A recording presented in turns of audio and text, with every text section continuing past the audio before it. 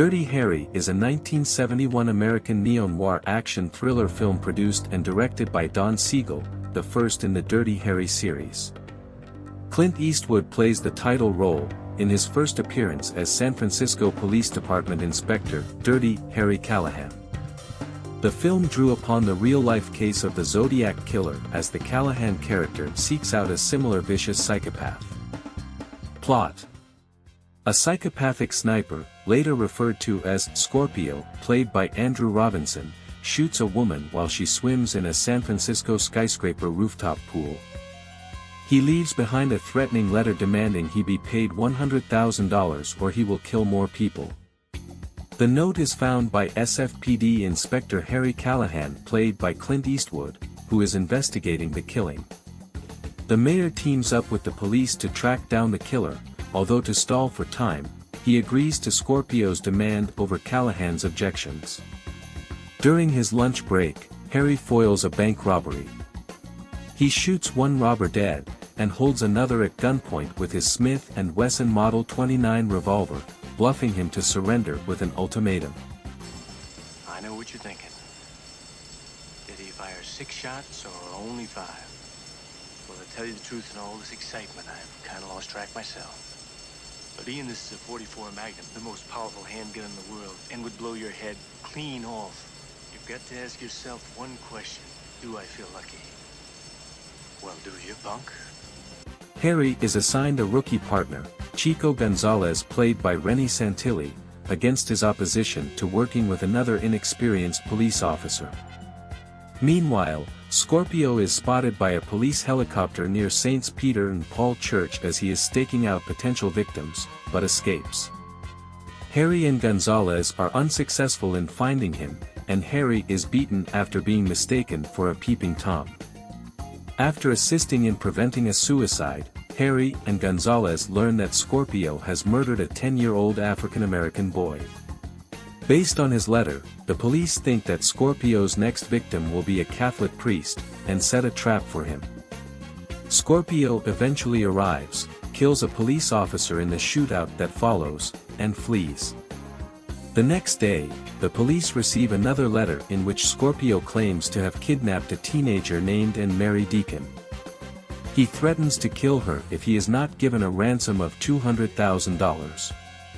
Harry is assigned to deliver the money, wearing a radio earpiece so Gonzalez can secretly follow him. Scorpio instructs Harry via payphones to run around the city.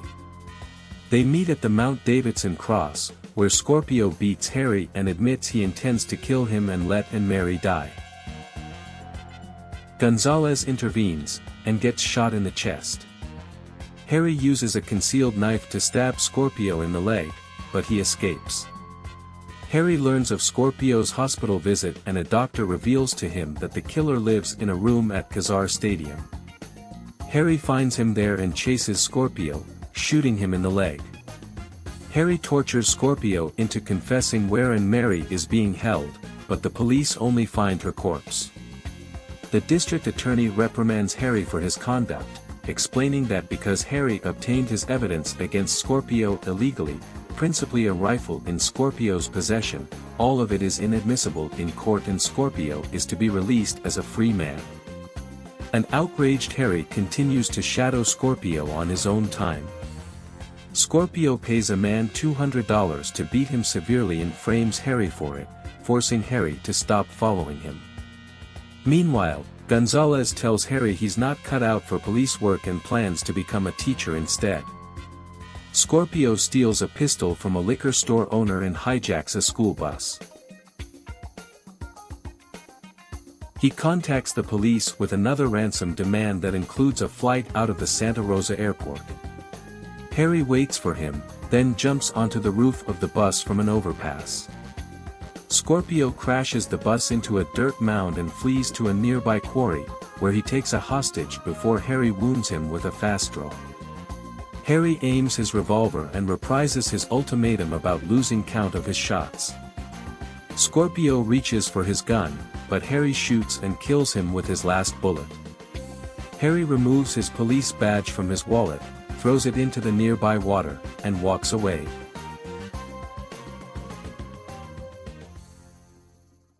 About the film. The movie was directed by Don Siegel. The screenplay was written by Harry Julian Fink, R.M. Fink, and Dean Reisner. The character of Dirty Harry Callahan was inspired by real-life San Francisco detective Dave Toschi, as well as the experiences of various law enforcement officers dealing with crime in the city. The casting of Dirty Harry includes Clint Eastwood, Andrew Robinson, Harry Guardino, Rennie Santilli, John Vernon and John Larch. Dirty Harry was primarily filmed in San Francisco, capturing the city's iconic locations. The film's gritty and realistic style was achieved through on-location shooting and Don Siegel's direction. The film's score was composed by Lalo Schifrin, featuring a memorable jazzy and suspenseful soundtrack that became synonymous with the character of Dirty Harry.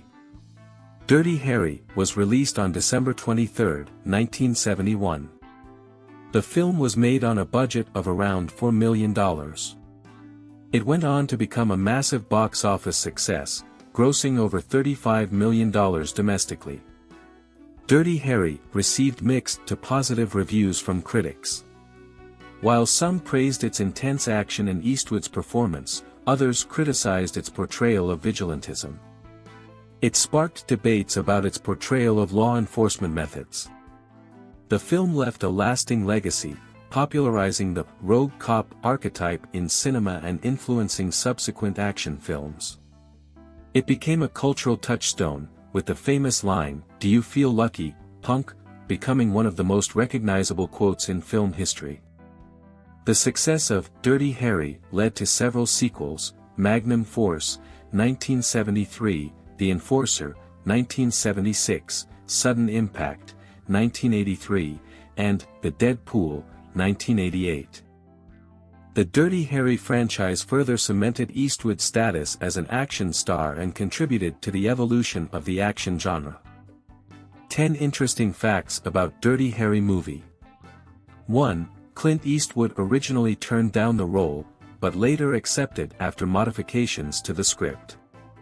2. The film was loosely based on the real-life Zodiac killer case in San Francisco.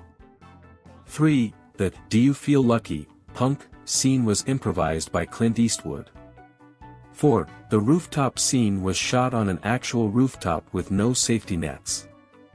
5. Frank Sinatra was initially considered for the role of Harry Callahan.